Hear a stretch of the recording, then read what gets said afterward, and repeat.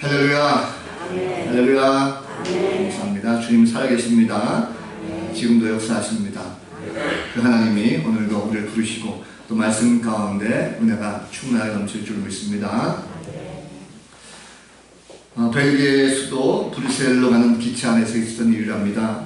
승무원이 기차에 타고 있었던 승객의 표를 검사하고 있었답니다. 그런데 그 승객의 표를 검사하면서 자꾸 혼잣말로 계속 이렇게 얘기하자는 거죠. 아이고 큰일 났다, 큰일 났어 하면서 계속적으로 표를 이렇게 검표하자는 것입니다. 이윽고 그 기차 한 칸의 모든 검표를 다 마친 다음에 이 승무원이 승객들 향해서 큰 소리를 외쳤습니다. 승객 여러분, 지금 모두 다 반대 방향으로 가는 기차를 탔습니다. 그러니까 다음 역에 내리셔서 브뤼셀 향로 열차로 가서 타시기 바랍니다 라고 이 승무원이 얘기했대요. 자, 그런데 그때 안내방송이 나왔답니다. 승객 여러분, 이 역의 종착역은 브뤼셀입니다. 편안한 여행이 되시기 바랍니다. 기차 안내방송에 의하면 이게 정상적으로 브뤼셀로 가는 기차인데 누가 잘못했습니까? 이 승객들이 잘못한 것이 아니라 검표를 하고 있었던 승무원이 자기가 기차를 잘못한 거죠. 독일의 대문호였던 괴테가 이런 말을 했습니다. 인생은 속도가 아니라 방향이다 라는 말을 했어요. 그래서 아무리 내가 좋은 꿈을 가지고 원대한 목표를 가지고 있다 할지라도 방향을 잘못 잡게 되면 결국은 목표를 잊어버리게 될 수가 있다는 것입니다. 그래서 우리는 항상 빨리 가는 것, 급하게 가는 것보다도 내가 정말 지금 올바른 방향으로 가고 있나 좀 심각하게 좀 돌아볼 필요가 있습니다. 그러면 우리가 지금 제대로 가고 있는지 안 가고 있는지 어떻게 압니까?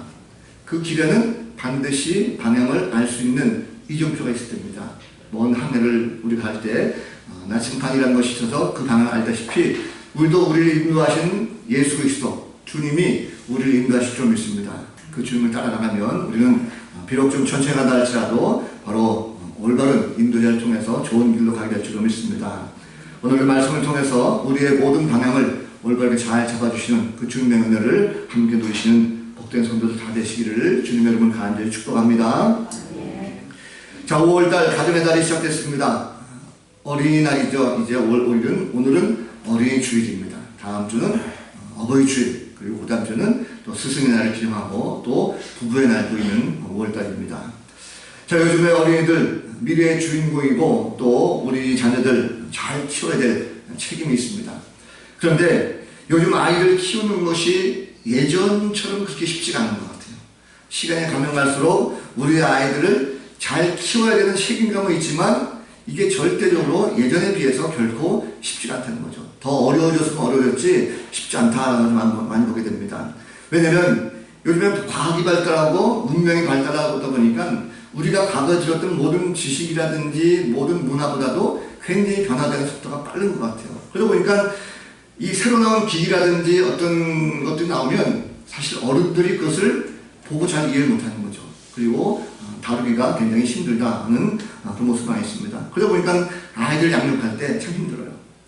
제가 주아를 이렇게 감아보니까 이 주아가 지금 3돌이 안 됐는데 집에서 밥 먹을 때 보니까요 휴대폰을 가지고 자기가 동영상을 이렇게 올리기도 하고 밀기도 하고 그래요. 그 주아 정도 그러니 지금 서연이라든지 세희라든지 세연 이런 애들은 아마 더 많이 할 거예요. 아마도 여러 가지 많이 잘 저희도 그럴 겁니다.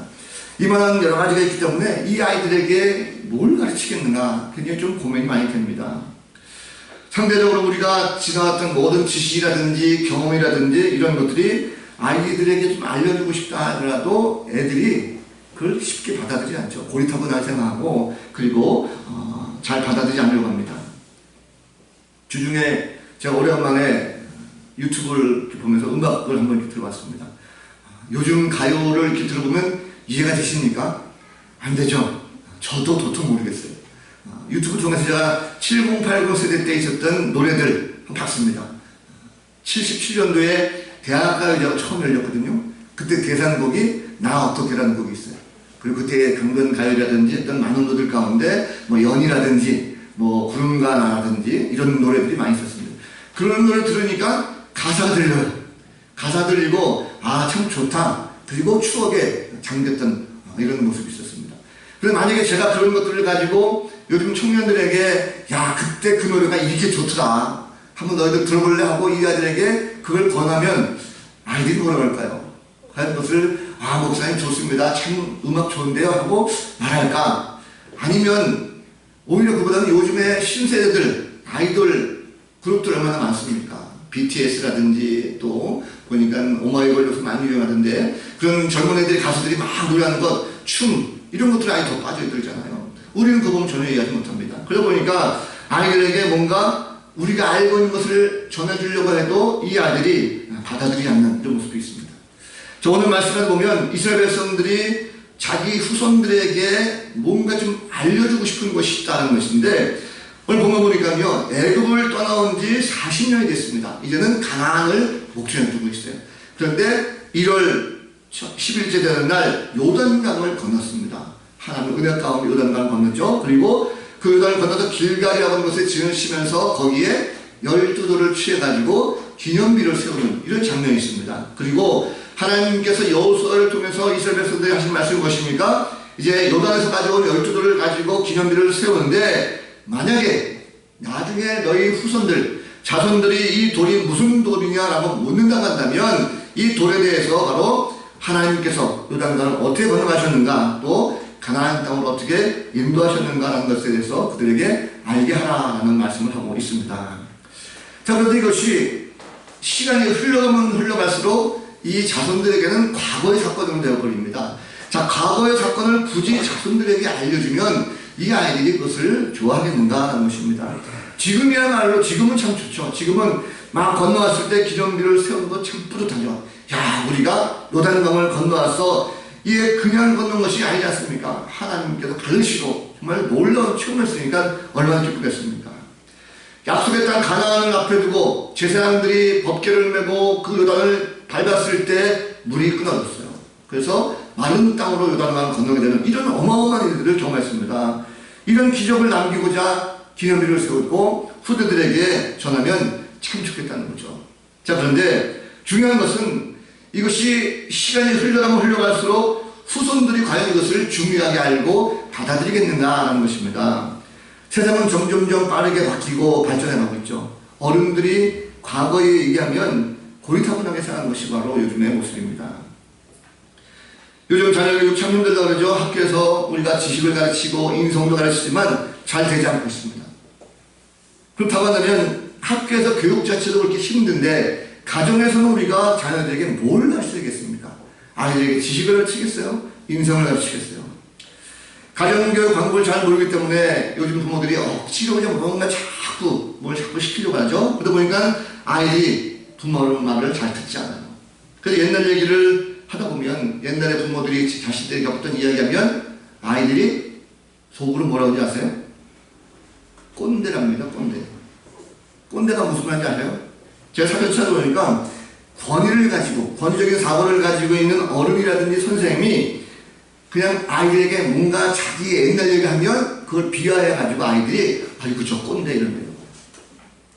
그 생긴 말이 있습니다. 요즘 유행하는 말인데 한번 볼까요? 영어를 좀 쓴 거 보시겠어요? 이거 혹시 이해하시는 분 계십니까? 라떼 is horse. 무슨 뜻일까요 이게?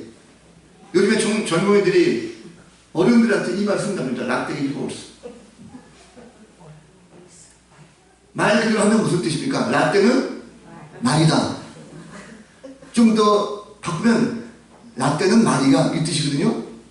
어른들이 많이 얘기하는 건 말 중에 무슨 말씀입니까? 야야 라떼는 말이야. 이거를 아이들이 교묘하게 바꿔가지고요 어른들을 꼰대로 비하하는 이런 말로 라떼 is horse라는 말을 썼어요. 그러니까 어른들이 아이들에게 뭔가 자꾸 얘기하면 아이고 또 그 소리 또 잔소리 이런다는 거죠. 아이들이 말을 할 때 그걸 잘 받아들일 만한 것을 알려줘야 되는 것이지 안 그러면 교육이라는 것은 오히려 감정만 나쁘게 하는 경우가 있습니다. 억지로 자녀들을 교육하려고 하다 보면 튕겨져 나가죠 아이들이. 요즘 보면 그 아이들이 탈수하는 경우가 많습니다. 그러다 보니까 요즘 아이들이 감정 조절이 잘 안 돼가지고요 부모를 해코지 하는 이런 자녀들도 많은 걸 보게 됩니다.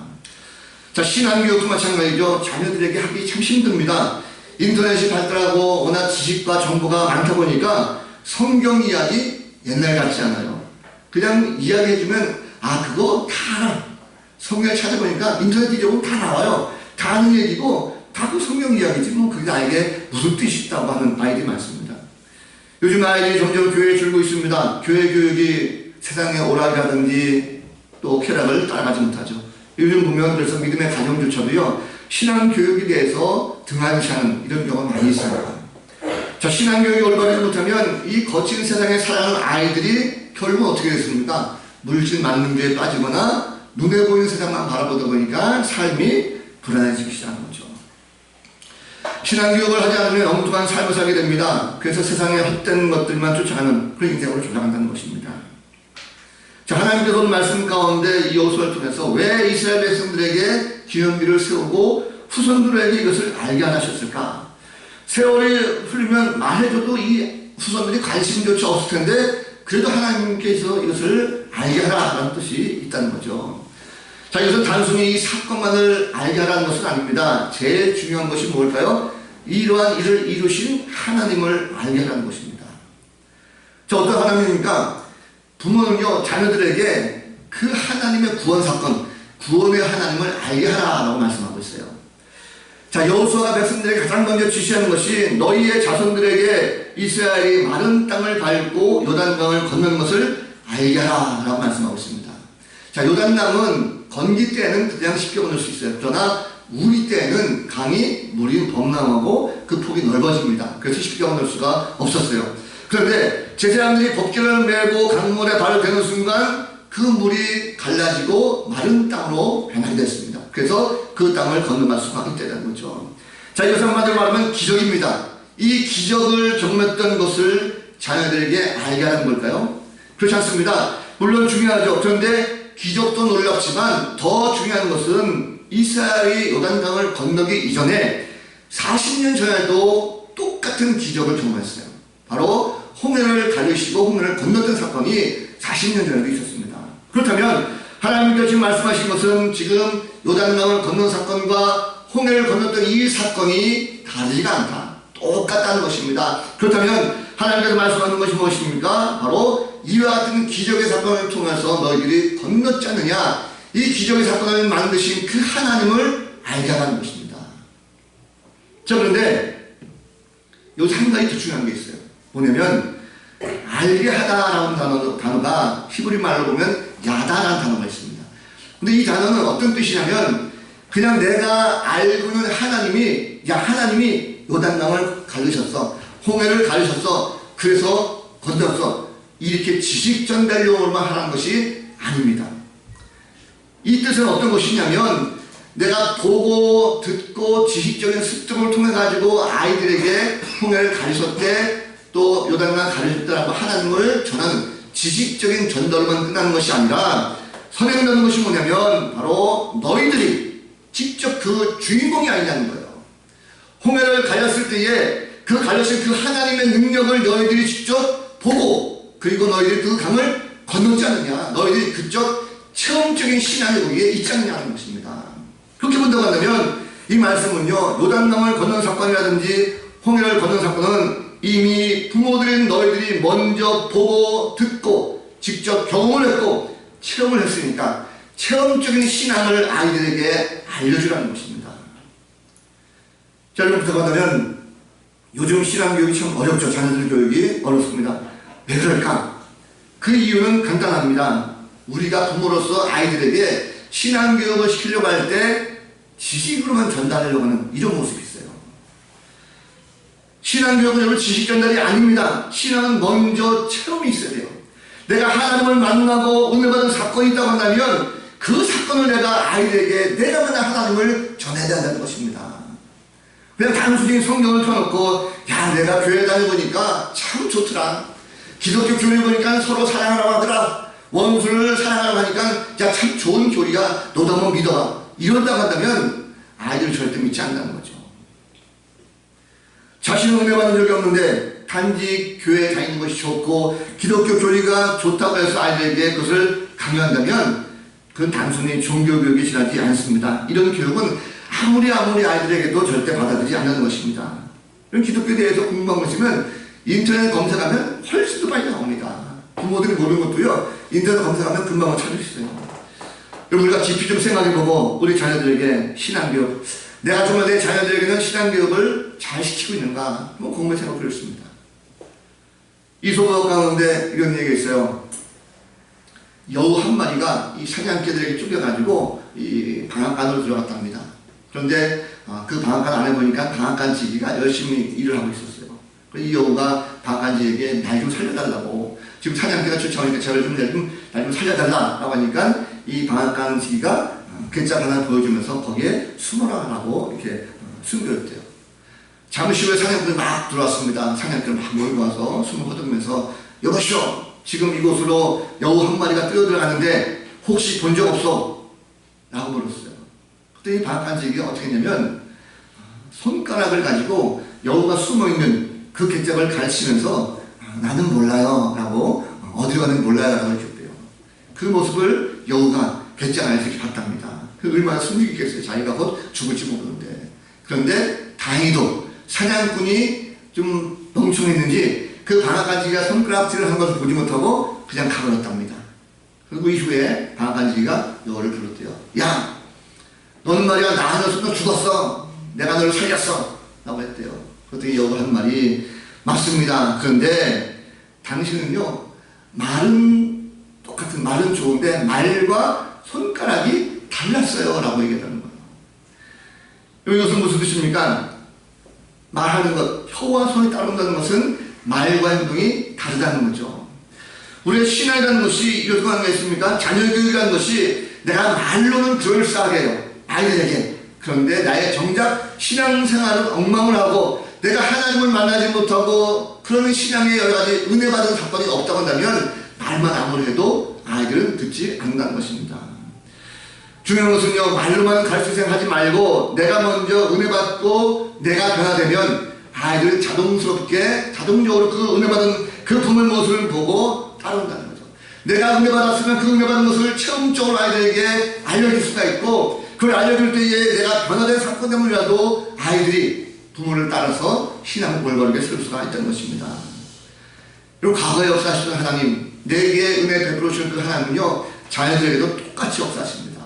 그래서 열린교회 우리 부모들은요, 우리가 아이들에게 말만 하지 말고 내가 주님을 믿고 이런 은혜를 받았다, 내가 교회 다니면서 이런 영적 체험을 했다, 내가 하나님의 은혜를 가운데 이렇게 살았다는 것을 내가 먼저 경험하고 그리고 자녀들에게 올바르게 알려줄 수 있는 그런 복된 성도를 가지시기를 주님의 이름을 간절히 부탁을 드립니다.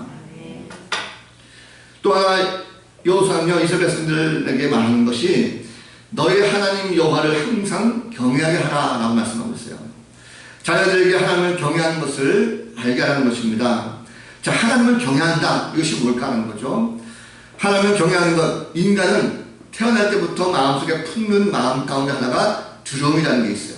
그러니까 항상 왜 인간은 뭔가 큰 일을 당하거나 어떤 위기 가운데 있으면 항상 불안해하고 두려움을 떨 수가 있습니다. 왜 그럴까? 인간이 태초에 하나님의 형상대로 지음을 받았지만 그러나 에덴 동산에서 범죄함으로 말미암아 선악과를 따먹고 죄를 알게 되면서 이제는 하나님과 단절되었습니다. 죄라는 놈이 내 마음속에 들어오다 보니까 이제는 세상 삶 자체에 걱정과 근심, 두려움이 우리 가운데 늘 있는 걸 있어요. 자, 그래서 항상 하나님 앞에 서는 것조차도 두려운 모습이 있습니다. 그 인간이라는 것은 그 항상 두려운 존재예요. 자, 그런데 하나님과의 만남의 사건을 통해서 그 두려움이 변화됩니다. 그 두려움도 똑같은 두려움이 아니라 과거에는 막연히 할 수 없는 두려움, 공포감이 있었다고 한다면 하나님을 만난 사건 이후에는 그 마음이 거룩한 두려움으로 바뀌게 되는 거예요. 하나님을 알게 되니까 하나님을 공경하게 되고 하나님 말씀을 기억하게 되고 말씀을 순종하고자 하는 거룩한 두려움이 그 가운데 생기게 된다는 것입니다. 그러다 보니까 그것이 경외심으로 바뀌게 된다는 거죠. 결국 하나님을 인격적으로 만나고 체험하는 성도들은 같은 두려움이라 할지라도 거기에는 존경과 사랑이 포함되게 됐습니다. 그러다 보니까 이제 그것을 하나님을 경외하게 된다는 거죠.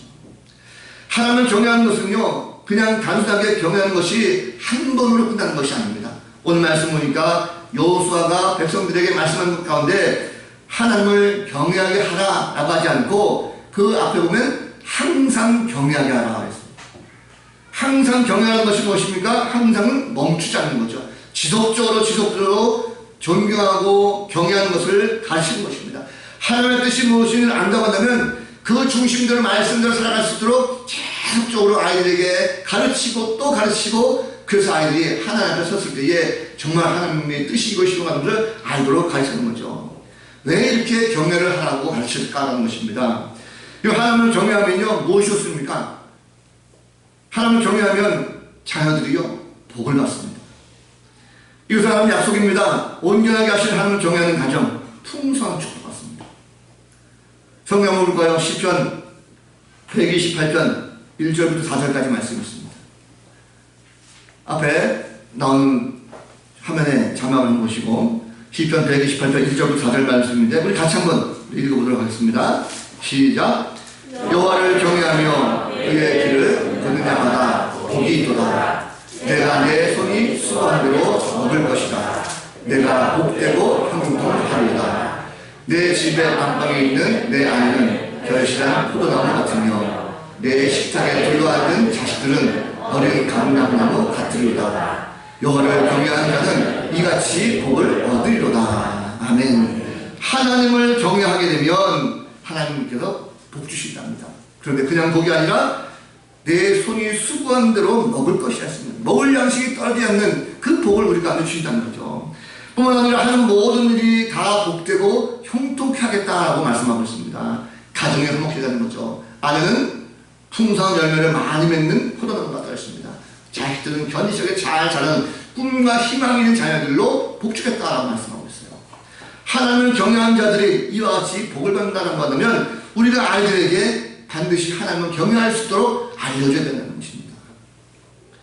우리가 지나온 날들을 돌이켜보면 우리가 지금 하나님을 그래도 경외하며 살아왔기 때문에 지금까지 우리가 축복을 누리며 살고 있는 것 아니겠습니까? 그렇다면 내가 힘들고 어려울 때, 고난과 역경이 있었을 때도 하나님을 경외했었기 때문에 지금까지 이길 수 있었어요. 그렇다면 자녀들도 마찬가지죠. 자녀들도 힘들고 어려운 환경이 있을 때에 하나님을 경외하는 삶을 통해서 그들이 변화되어지고 새로운 꿈을 가질 수 있도록 만들어주는 것, 이것이 바로 하나님을 경외하게 만드는 것입니다. 주중에 어떤 장로님 가운데 제가 얘기를 들었어요. 그 장로님 가정에 아들이 고3이랍니다. 고3인데 이 아이가 코로나19 때문에 학교에 제대로 못 가니까 집에서 계속 공부했던 모양이에요. 그런데 자기가 갖고 싶은 물건이 있었답니다. 에어팟 혹시 아세요? 요즘 길 가다 보면 젊은이들이 왜 이렇게 하얀 거 끼고서는 막 고개 막 돌리고 이렇게 다니나요? 에어팟. 무선 인터넷 그런 이어폰인데 이 아이가 그걸 그렇게 갖고 싶은데 살려니까 너무 비싸다는 거죠. 그래서 집에 있으면서 용돈을 아주 열심히 모아가지고 20만 원을 모았답니다. 그런데 살려고 보니까 중고나라 그 사이트에 7만 원짜리 중고가 나왔대요. 그래서 이거 사야 되겠다 싶어가지고 거기다가 거래 신청하고 7만 원을 보냈답니다. 그런데 예정한 날짜가 되는데 이 물건이 안 오는 거예요. 그래서 이 아이가 전화했답니다. 빨리 보내달라 했더니 조금만 기다려라 라고 해서 기다렸었어요. 그런데 기다리던 중에 보니까 다른 또 사람이 올린 것이 있는데 그거보다도 훨씬 더 좋은 것이 13만 원에 올라왔더래요. 그래서 이거를 취소하고 요걸 사야 되겠다 싶어가지고 이 사람에게 그걸 신청하고 13만 원을 보냈답니다. 그리고 이 사람에게 연락한 거죠. 나 이거 이제 안 살 테니까 7만 원 빨리 환불시켜달라, 돌려달라 라고 했대요. 그랬더니 알았다 라고 했는데 한 번 지났는데 연락이 안 오더래요. 그 이상하다 싶어가지고 다시 전화했더니 그때부터 전화를 안 받더랍니다. 7만 원 이게 나가는 거죠. 화가 잔뜩 나는데 이 13만 원짜리 물건이 와야 되는데 이것도 안 오더래요. 나중에 또 전화해보니까 이것도 또 역시 안 받더라는 거죠. 결국은 두 개 다 사기당한 받았어요. 한참 이 불 끓는 마음속에 이 청년, 이 고3짜리가 얼마나 얼굴이 나는지 이걸 참다 못해가지고 그렇다고 자기가 두 개를 사기를 당했으니 말도 못하고 끙끙끙거리다가 결국은 아버지 장로님에게 얘기했대요. 왜 얘기했냐면 자기가 이걸 경찰서에 신고한 거예요. 신고해가지고 내가 이놈을 잡아가지고 하여튼 어떻게 해서든 내가 요절낼 것이다 생각이 들어가지고 아버지 내가 이좀 이래가지고 같이 경찰서 좀 가주세요 라고 하는 마음을 가지고 아빠한테 얘기했답니다. 장로님이 이 아이를 데리고 경찰서까지 이렇게 가는데 마음속에 그런 마음이 들더래요. 야, 나는 평상시 교회 장로로서 아이들에게 보이어지려고 노력을 하고 아이들에게 뭔가 사랑하라고 가르치고 뭔가 모범적인 그 행동을 하는 모습으로 비춰지고 있는데 정작 이 아이의 분노, 이 아이의 아픔, 이 아이의 어떤 혈기 이런 것들조차도 내가 다스리지 못한다면 내가 본이 되겠는가. 맨날 아이들에게 하나님을 경외하라는 말 하지만 내 스스로가 경외하지 않으면 안 되겠다 생각이 들어가지고 이 아이의 마음을 잠잠하게 좀 가라앉혔대요. 정말 그것이 옳은 방법일까? 정말 그것이 네가 한 것이 괜찮은 방법일까? 우리 한번 용서하자. 아마 그 사람은 젊은 사람일 것이고 피치 못해서 그런 일이 있었을 건데 이번 한 번은 네가 마음을 좀 다스리고 대신 내가 사주마 해가지고요 근처 매장 가가지고 새 걸로 이 아이에게 사줬대요. 자, 아이가 그 다음부터 아버지의 신앙을 닮아가면서 믿음이 더욱더 성장하는 모습으로 바뀌었다는 그런 얘기 들었습니다. 결국 부모가 자식이 말만 하는 것이 아니라 함께 하나님을 경외하는 모습을 보이니까 이 아이도 그 아버지를 따라서 자동스럽게 함께 신앙으로 왔다는 거죠. 여러분, 자녀들에게 하나님을 경외하는 법을 가르치시기 바랍니다. 하나님은 전능하신 분이십니다. 그분이 바로 우리의 아버지세요. 하나님을 경외하는 것을 알려주면 그런 자녀들은요 세상의 어려움을 만났을 때에 그것을 헤쳐나갈 수 있는 능력이 생기게 되었습니다. 그 하나님의 능력을 주시는 거죠. 우리는 약하지만 그 하나님은 강하십니다. 그렇기 때문에 그 하나님께서 우리 자녀들을 보호하시고 그 자녀들에게 힘과 능력이 되어줄 줄로 믿습니다. 그래서 우리가 그런 모습을 좀 잘 보여주고 먼저 하나님을 경외하는 것을 알게 하면 반드시 하나님께서 우리 자녀들도 책임져 줄 줄로 믿습니다. 마지막 또 한 가지는요, 자녀들에게 하나님의 손이 강한 것을 알게 하라는 것입니다. 오늘 하나님께서 길갈에 12돌 기념비를 세운 하나님의 목적, 여호와의 손이 강하신 것을 알게 하기 위함이다 말씀하셨어요. 자, 이스라엘 백성들에게 원하신 것이 무엇입니까? 자녀들이 하나님을 알게 하는 거예요. 단순히 기적을 체험하는 것이 아니라 하나님을 알게 하는 것이 목적인데 그 하나님을 알게 하시는 목적이 무엇입니까? 하나님의 능력, 하나님의 강한 팔이 얼마나 놀라운 것인가, 하나님의 어떤 분인가 하는 것을 자녀들에게 알기 위함이었습니다. 그런데 그 하나님을 알게 하는 것이 자녀들에게만 국한하는 것이 아니었어요. 오늘 말씀 보니까 땅의 모든 백성에게 알게 하여야 한다 말씀하고 있습니다. 다시 말하면 하나님께서 왜 이것을 알게 하면서 자녀들뿐만 아니라 세상의 많은 사람들, 모든 백성들이 하나님을 알게 하라라고 말씀하셨을까? 이 하나님은요 온 우주 만물을 창조하신 분이십니다. 그래서 그 하나님께서는요 인간을 하나님의 형상대로 창조하셨어요. 그리고 그 인간들에게 땅을 다스리게 하셨고 땅을 정복하게 하시고 땅에 충만하게 하셨습니다. 그런데 그 인간들이 범죄를 하려면 하나님 앞에 단절된 길을 살았죠. 그런데 하나님께서 예수 그리스도 안에서 다시 한번 회복의 그 약속을 하고 있는 걸 볼 수가 있습니다. 결국 인간은 하나님과 단절되어 있지만 하나님께서 마지막까지 인간들을 포기하지 않으시고 끝까지 온전히 모든 백성들이 다 하나님을 섬기는 그날이 오기를 하나님께서 바라고 계시는 것입니다. 그래서 이스라엘 백성들이 요단강을 건넜을 때에 어떤 일이 벌어졌습니까? 이스라엘 백성들은 하나님을 알고 있었죠. 그러나 가나안 땅에 있었던 모든 주민들은 하나님을 알지 못했었습니다. 그런데 홍해를 가는 사건과 광야의 사건과 요단강을 건넜던 이 사건들을 들었던 가나안 족속들은 하나님을 알기 시작했습니다. 오늘 말씀하는 가운데 하나님께서 우리들 가운데 왜 자녀들에게 세상 모든 사람들까지도 함께 여호와를 알게 하도록 하라 말씀하셨을까? 이 하나님의 목적이 무엇입니까? 우리 자녀들에게 단순히 우리 안에서만 있는 것이 아니라 이 어린 자녀들에게도 선교적인 사명, 다시 말하면 하나님께서 이 땅에 향한 모든 구원 계획을 자녀들에게도 가르치라는 것입니다. 그래서 이 아이들이 단순히 우물 안개들처럼 대한민국 안에만 있는 것이 아니라 이 아이들도 뭔가 꿈을 심어주고 희망을 심어주고 비전을 심어줘서 이 아이들이 전 세계를 뻗어나가게 될 때에 하나님께서 이 자녀들이 가는 곳곳에서 구원받는 백성들이 일어나도록 이 아이들에게 양육하고 꿈을 심어주고 비전을 심어주라는 거죠.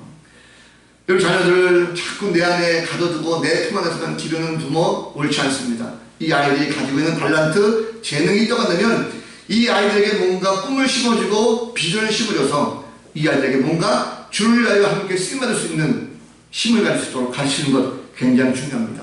그래서 이 아이들에게 세상의 빛과 소금으로서의 하나님의 강한 손을 알게 하는 그 자녀로 우리가 가르쳐야 될 줄로 믿습니다. 오늘 말씀 가운데 하나님은요, 부모가 자녀들에게 교육을 통해서 가장 중요한 것, 하나님을 알게 하는 것, 그걸 원하고 계세요. 하나님의 능력과 역사하심을 제대로 잘 가르치기를 바라고 계십니다. 그래서 먼저 부모가 하나님을 잘 알고 자녀들에게 알려주기를 바라고 계십니다. 하나님은 전능하십니다. 기적을 만드시고 베푸시는 분이셔요. 하나님 우리에게 어떤 분이신가를 우리에게 알려주셨습니다. 하나님과 본체 되신 바로 예수 그리스도께서 친히 인간이 되셔서 하나님이 어떤 분인가라는 것을 우리에게 알려주셨어요. 그렇다고 하면 주님이 이 땅에 오셔서 하신 일이 무엇입니까? 주님은 천국 복음을 선포하시고 병자들을 고쳐주시고 그리고 말씀을 가르치셨어요. 그 주님의 사역을 우리가 안다고 한다면 이 땅에 살면서 우리가 주님께서 하시는 섬김과 나눔의 본을 우리가 보고 자녀들에게 가르치고 자녀들을 말미암아 예수를 알게 하는 것, 그것이 바로 시대에 필요한 참 교육이 아닌가 생각이 듭니다. 우리 자녀들 하나님께 맡기신 보물입니다. 자녀들에게 교육은 반드시 필요합니다. 지식을 가르치고 인생을 살아가는 지혜를 가르치고 중요하죠. 그러나 신앙인으로서 우리가 믿음을 가지고 있는 사람으로서 자녀들에게 있어서의 자녀 교육은 먼저 하나님이 어떤 분인가 그분을 알려주는 것, 이것이 가장 중요한 교육이라는 것입니다. 올바른 신앙교육은 자녀들이 세상을 살아가는데 어떻게 되는지를 알게 합니다. 신앙교육을 잘못하게 되면 오히려 세상 속에서 흔들리고 갈팡질팡해요. 세상을 다스리는 것이 아니라 세상 속에서 다스림을 받게 되었습니다. 세상을 정복하는 것이 아니라 오히려 정복당합니다. 올바른 신앙교육 반드시 필요합니다. 이것은 한시적으로 끝나는 것이 아니라 지속적인 올바른 신앙교육이 돼야만 자녀들의 인생에 커다란 영향을 줄 수가 있다는 사실입니다. 이스라엘 백성들은 이 기념일을 바라보면서 하나님은 어떤 분인가를 것을 평생토록 이 아이들에게 알게 했어요. 자신들이 경험했던 기적적인 사건들 말로 하는 것이 아니라 내가 직접 체험을 했으니까 확실한 참 체험적인 신앙을 가지고 아이들에게 가르쳤고 결코 그 자녀들이 잊지 않은 산 교육이 됐다는 것입니다. 지금도 이들은요, 모든 시각이 하나님 중심되었어요. 하나님을 알게 하는 것에 맞춰져 있습니다. 세계 곳곳에서 유대인들의 우월성 많이 알고 있지 않습니까? 하나님을 알리는 민족으로 쓰임받습니다.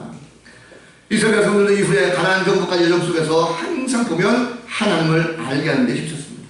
그렇다면 우리도 마찬가지죠. 우리도 하나님을 알게 하는 참다운 신앙교육을 실천함으로 아니면 세상 사람들이 바라볼 때에 정말 따라올 수 없는 그런 하나님의 일꾼으로 우리 자녀들을 세워가야 될 줄로 믿습니다. 우리 성도들은 이제는 자녀교육을 할 때 세상의 지식을 말하는 것보다도 하나님을 가르치는 이런 성도가 되었으면 좋겠습니다. 그러면 하나님께서 모든 것에서 다 개입하시고 자녀들을 형통케 하는 그런 축복이 있게 될 줄로 믿습니다. 사랑하는 성도들, 오늘 말씀을 가만히 묵상하다 보니까 저는 그런 느낌이 들었어요. 12돌을 세우고 그것을 바라보면서 자녀들에게 교육하는 그 부모의 모습을 가만히 상상해봤어요. 그런데 그런 이미지가 다 그려지는 거예요. 저 기념비를 보면서 부모가 아이에게 저 기념비는 하나님께서 이러이러한 것을 우리에게 체험하셨고 경험하셨기 때문에 세운 것이라고 가르치는 그 부모의 모습 보니까 이 부모와 자녀가 따로 떨어져서 자녀에게만 가르치는 것이 아니고 같이 이 아이의 손을 붙잡고 저걸 가르치는 거예요. 저거 우리가 경험했던 그 신비적인 체험들, 그것이 바로 저 돌세워졌어 하고 아이와 부모가 같이 한 장면을 바라보면서 하나님을 가르치는 이 교육의 모습이 떠오르더라고요. 결국 한다면 하나님을 알게 하고 배우는 이 교육은 부모와 자녀가 떨어져서 하는 것이 아니라 함께 같은 곳을 바라보면서 서 있고 그리고 그 가운데 아이들에게 가르치는 것, 이것이 바로 참된 하나님을 알게 하는 교육이 아닌가 생각이 듭니다.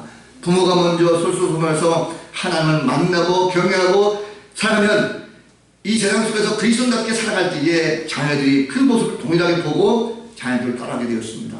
말씀을 정리합니다. 여러분, 오늘 어린이 주일입니다. 점점 어려워지는 자녀들의 교육, 부모들이 자기 생각이나 또 자기 방식을 심으려고 하지 말고 우선 하나님을 알게 하는 것을 심었으면 좋겠습니다.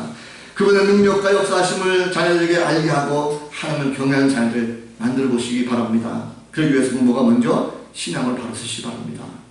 이제 코로나19의 긴급한 상황이 많이 완화됐죠. 우리가 먼저 신앙을 회복하기를 원합니다. 한 주 동안 우리가 하나님을 알기 위해서 말씀과 기도 생활 정말 충실하게 잘 하시고 우리 자녀들에게 올바른 신앙교육을 잘 할 수 있는 복된 성도들 다 되시기를 우리 구주 예수 그리스도 이름으로 간절히 축원을 드립니다. 기도하겠습니다. 거룩하신 하나님, 자녀들 교육하기가 참 힘듭니다. 억지로 강요한다고 되는 것이 아니라 우리가 먼저 솔선수범으로 변화되는 그 모습으로 보여주곤 합니다. 특별히 하나님, 이 자녀들에게 하나님을 알게 하기를 합니다. 하나님께서 어떤 분이신지, 어떻게 역사하셨는지 우리 가운데 항상 하나님을 경외할 줄 아는 그런 자녀들로 가르칠 수 있도록 함께하여 주옵소서. 부모들에게 마음을 허락하시는 하나님, 자녀들을 억지로 키우는 것이 아니라 말씀대로 잘 양육하며 믿음의 일꾼으로 쓰임받을 수 있도록 복내려 주옵소서. 함께하심을 감사하고 예수 그리스도 이름으로 간절히 기도하옵나이다. 아멘.